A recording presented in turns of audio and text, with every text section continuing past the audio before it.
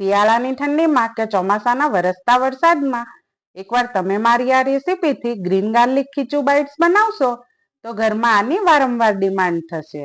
Hello friends, welcome back to ખુશીસ kitchen.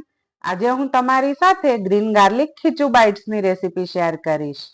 તમને આ recipe જરૂરથી પસંદ આવશે, કારણ કે જેટલી સિમ્પલ રીતથી એ બનીને તૈયાર થાય છે એટલું જ ટેસ્ટી પણ હોય છે.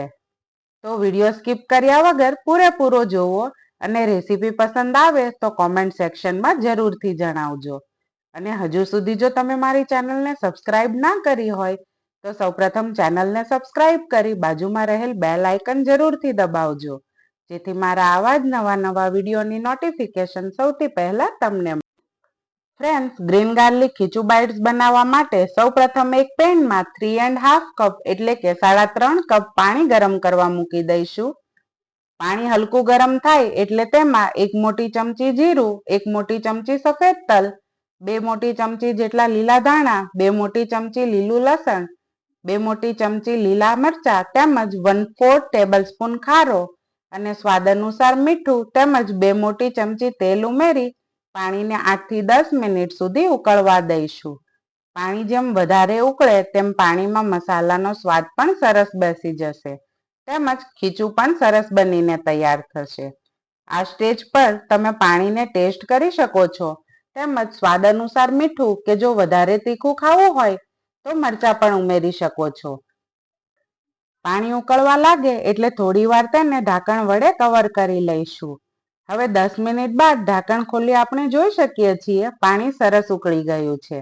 હવે ગેસની ફ્લેમ ધીમી કરી આપણે જે વાટકી કે કપના માપથી પાણી ઉમેર્યું હતું તે જ વાટકી કે કપનો ઉપયોગ કરી 3/2 કપ પાણી સામે 1 વાટકી ચોખાનો લોટ પાણીમાં ઉમેરી દઈશું તેમજ લમ્સ ના રહે તેવી રીતે ચલાવતા જઈશું અને મિક્સ કરી લઈશું. તમે જોઈ શકો છો લીલા લસણ અને લીલા ધાણા સાથે ખીચુનો કલર ખૂબ જ સરસ લાગે છે. આ સ્ટેજ પર મેં ગેસની ફ્લેમ બંધ કરી દીધી છે. ત્યારબાદ ખીચુને આપણે 5 થી 7 મિનિટ માટે ઠંડુ થવા મૂકી દઈશું. તમે આ ખીચુને ડાયરેક્ટ પણ સ્ટીમ કરવા મૂકી શકો છો, પરંતુ આપણે ખીચું બાઇટ્સ બનાવવાના છે એટલે ખીચુને 4 ભાગમાં ડિવાઈડ કરી તેમાંથી આ રીતે રોલ તૈયાર કરી લઈશું. રોલ બનાવતી વખતે મેં હાથ પર થોડું તેલ લગાવ્યું છે, જેથી રોલ સારી રીતે બની શકે. તો આ જ રીતે આપણે બધા રોલ બનાવીને તૈયાર કરી લઈશું. ત્યારબાદ મેં અહીં એક બાઉલમાં અગાઉથી જ પાણી ગરમ કરવા મૂક્યું હતું.